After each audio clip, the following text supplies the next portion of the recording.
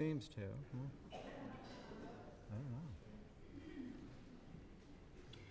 don't know. Continuing in our series of following the text, I am the way, the truth, and the life. Today we look at the second word in that list of three. Last week we talked about finding our way, our place in life, our plumb line, our core, our direct values that lead us towards a path of fairness and happiness and satisfaction. And the second step becomes truth within that journey. Truth that leads us towards life, what Jesus calls an abundant life. And so we explore, or I explore, or want to think about this truth. I think we simplify, or sometimes we over the years, the church has taken a lot of Jesus' texts and made them in the future, something that will happen someday.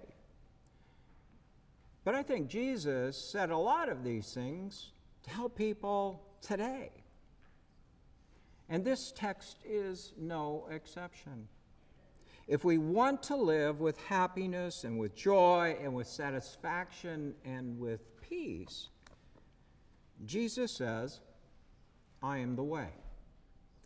So we will continue to explore what that means, and I'm going to read. I listed the Psalm passage, but I prefer one that comes to us from the epistle of 1 John, and I invite you to listen. It is written, here's how you can be sure that others know God in the correct way. They keep God's commandments. If someone claims, I know him well, I know him being Jesus, I know him well, but doesn't keep his commandments, he's obviously not telling the truth. His life does not match his words. But the one who keeps God's commandments, who keeps God's word, is the person in whom we see God's mature love. And this is the only way to be sure that we're in God. And anyone who claims to be intimate with God should live the same way that Jesus lived. And in the Gospel of John, he says, I am the way, the truth, and the life. No one comes to the Father, no one comes to God apart from me. Pray with me. May the words of my mouth and the prayers and meditations of all our hearts be acceptable in your sight, O God, our strength and salvation. Amen.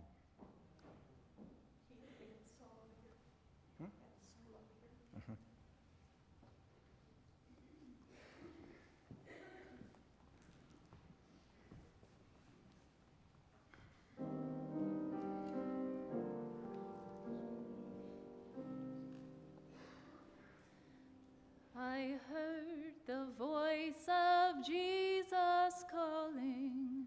Here's what he said to me.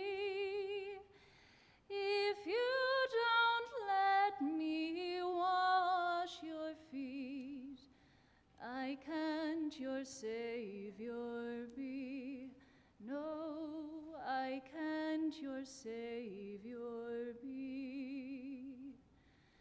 I heard the voice of Jesus calling. Here's what he said to me. All that you do for the least of these, that's what you do to me. Yes, that's what you do to me. I heard the voice of Jesus calling. Here's what he said to me. If you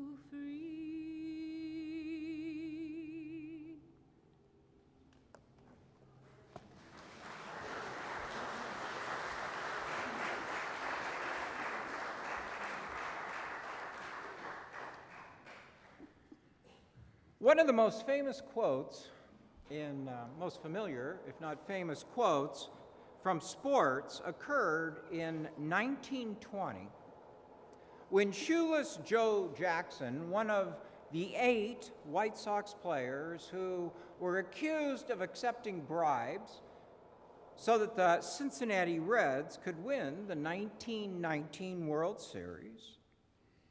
When Jackson emerged from the Cook County Courthouse and a crowd had gathered and he'd finished testifying and the word had spread that he admitted guilt,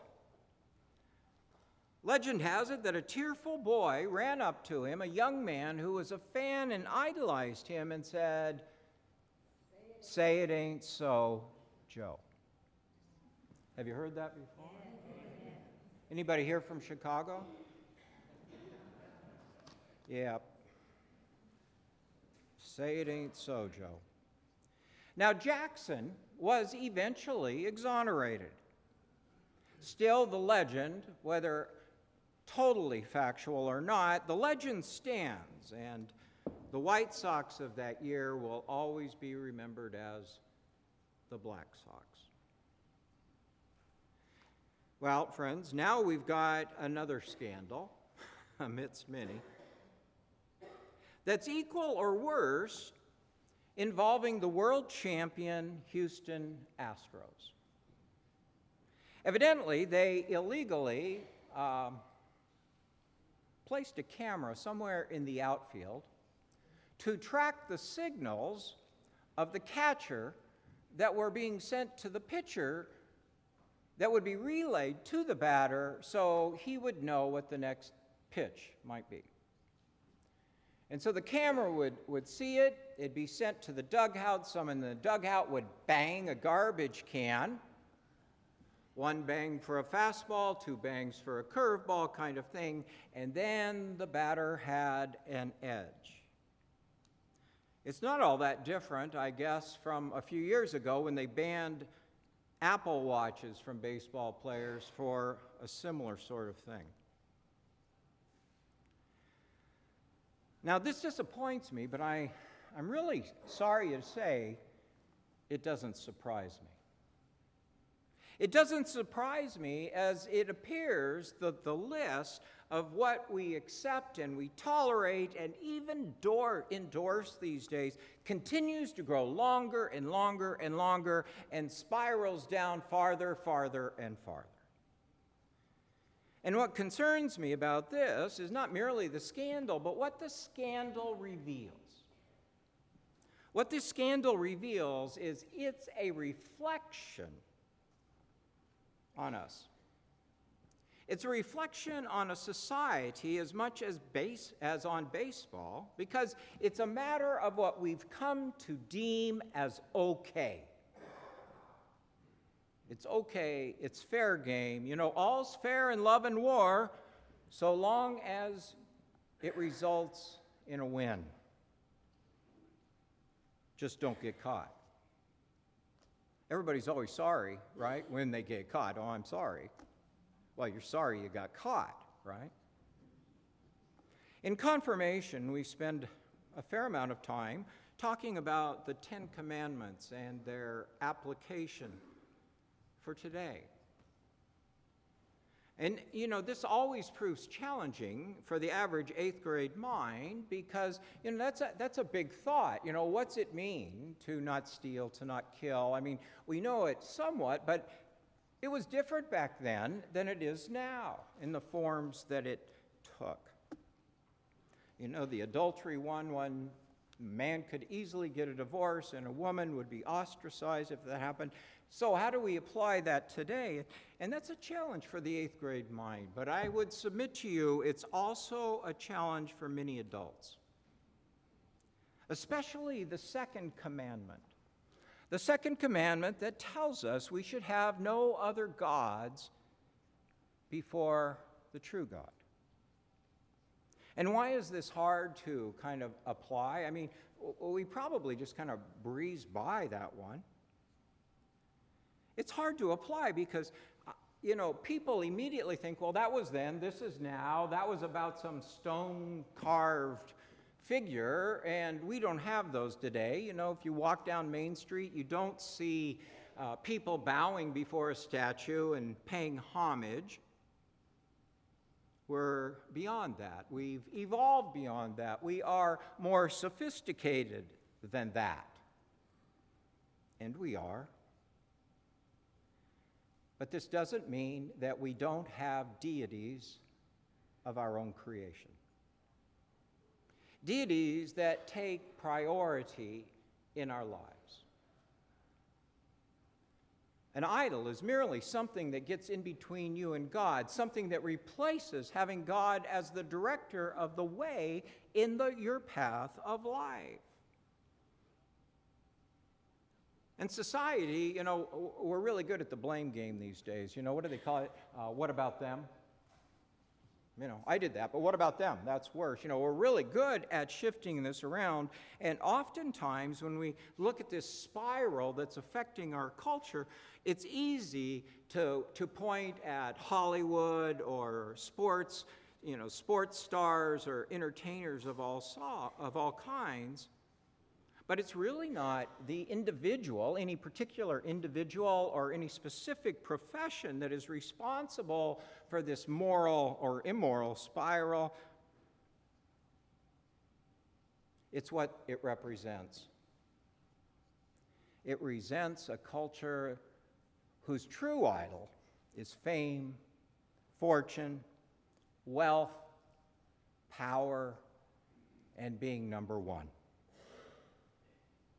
The idol we fight these days is winning at all cost. Subsequently, when this becomes our God, when this becomes our motivator, and we justify it for what we do in all kinds of ways, subsequently, the calogen in our communal body, that which binds us together as a culture with specific visions and ideals and goals like fairness, justice, and truthfulness, it's been strained to the point that in many areas of life it has broken. And none so much as, I would say, our definition of truth. The only characteristic Jesus names as fundamental when we find our way in life and we're moving ahead is truth. And truth is the step, the in-between getting to a peaceful and satisfying life. And it's really kind of easy to understand. Truth doesn't mean you just say what's on your mind, because truth is often about, you know, truth varies from one person to the next. Ask any police officer after a car accident, right? Truth can be different. And truth, ultimate truth, we never have that because things are changing. Inventions are made. Discoveries are made as well. And the truth alters. You just look at our understanding of the universe and the earth. But truth, nonetheless, is the characteristic Jesus names as what will give us the strength to faithfully continue and hopefully conclude on our way towards the goal, the abundant life, the goal of a good, satisfying existence. Let me just ask, have you ever been in a group or in a conversation with someone who is saying something that you strongly were offended by? Anybody? Never, yeah. And you chose to just go along. How did you feel when you left? Did you feel good about that, or did you reflect on it and say, wow, that was not a good experience? You see, when we are truthful with ourselves, we don't have to be offensive and we don't have to be aggressive, but somehow we have to be honest. Otherwise, one way or another, we suffer the consequences.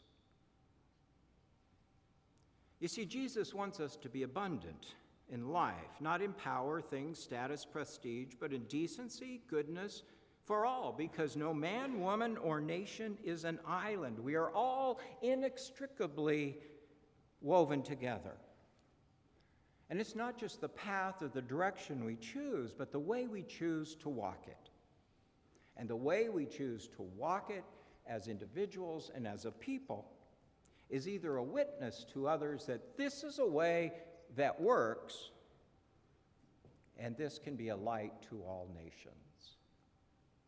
You ever had anybody in your life that you say, when I grow up, I want to be like that person? You know, that's what I'm talking about. Does the name in any way, the Donner name, bring anything to mind for anyone? Donners? The Donners? Yeah, you remember? The Donner Party in 1846, that family joined another group of people on the Oregon Trail, headed west, hoping for a dream life in Paradise, California. Yeah, I know, California, but anyway. The problem was they started late in the season, and before they knew it, they faced the possibility of blizzards getting in their way as they arrived at the base of the Sierra Nevadas and wanted to get over. And so the leaders of the party, and it was a fairly large group, the leaders of both parties, they disagreed on how to proceed, whether to stay and wait for spring or whether to go, and eventually they split. And one party went the traditional way up around Salt Lake and down, and Donner, who was convinced that he knew a better way, he knew a shortcut that would get him there far before the other group, went his way and took his people that direction. You see, Donner had a map that he got from a man named Lansford Hastings, the Hastings route. Hastings was a charlatan who got rich at the expense of tenderfoot pioneers, and he had fooled Donner.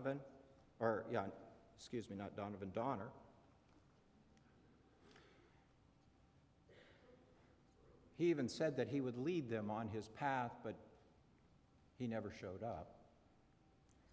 Still, Donner was convinced that he could reach California, and so he headed out, and his party soon became buried in snow. Buried in snow for so long, for months, that people began to go crazy. First killing each other, and then eating each other in order to survive. Of the 81 people who began the westward journey, half survived, but they only survived because some people in California came to find them at risk of their own lives. Otherwise, they would have all perished. Friends, life is good, but at times, life is dangerous business. And it's only traveled safely and successfully when people do it together, when we think things through, when we're honest, and honesty on my part demands openness and thoughtfulness from you. It's not about getting our way, it's about finding the way. And it always works better when we think, this could happen, that could happen, how do we conquer this, how do we do that? But it doesn't happen if we're not truthful in a compassionate fashion.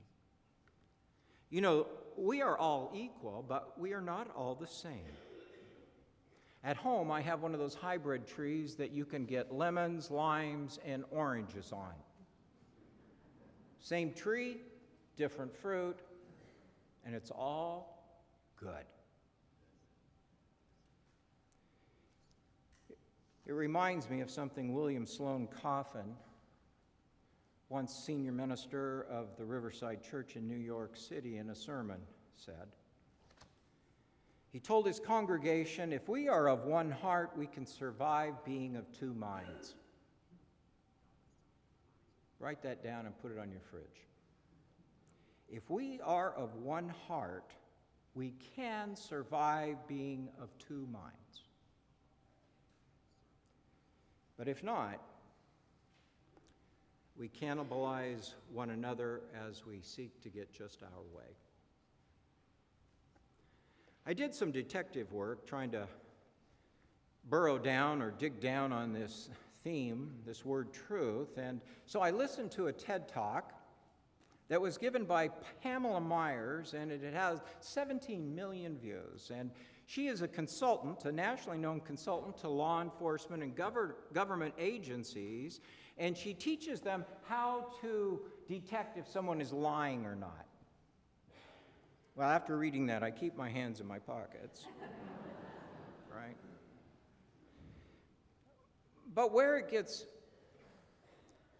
concerning and thought-provoking is she begins her presentation by saying our culture is facing a pandemic of deception. She shares, and you'll probably be a little shocked at this, but she and other professionals who study this sort of thing say that the average person experiences 10 to 200 lies a day. Now, people say, well, that can't be, but this includes, they categorize falsehoods in 8 ways. You have white lies or fibs, you have exaggerations, you have omissions, you have unintentional mistruths, and then you have blatant lies. When are you getting home, Keith? I'm on my way. Where are you at? I'm almost there. We don't think about that, right? That we do this.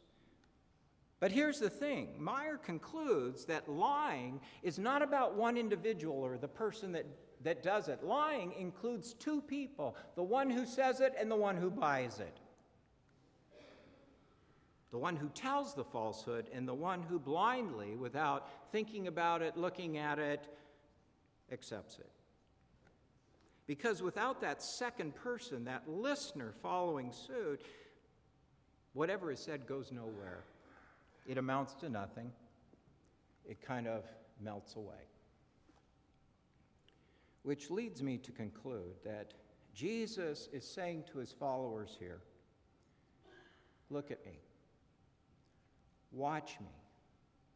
Learn from me. I'll show you the way to live, and that way will bring about a satisfying and rewarding life that not merely at the end of the day, but at the end of your existence, you can look in the mirror and have peace. But you must believe that I am telling you the truth and then use that truth and stick to that truth, though the way ahead is sure to be difficult and hard, and people will challenge you and they will dislike you. Blessed are those who are persecuted for my name's sake, he said. In fact, you probably will not be the most popular person at the next cocktail party. Jesus said, if you don't believe that, just look at me and how the world treated me. But then he can smile and say, but whose truth for 2,000 years prevailed? Friends, there's no shortcut to hard answers. There's no quick way or quick workaround. Truth. Truth is about seeking, it's about exposing, it's about honestly talking, it's about understanding ourselves and how we carry our perceptions into any encounter and that taints them. Being honest with ourselves and being honest as to how and for whom we live.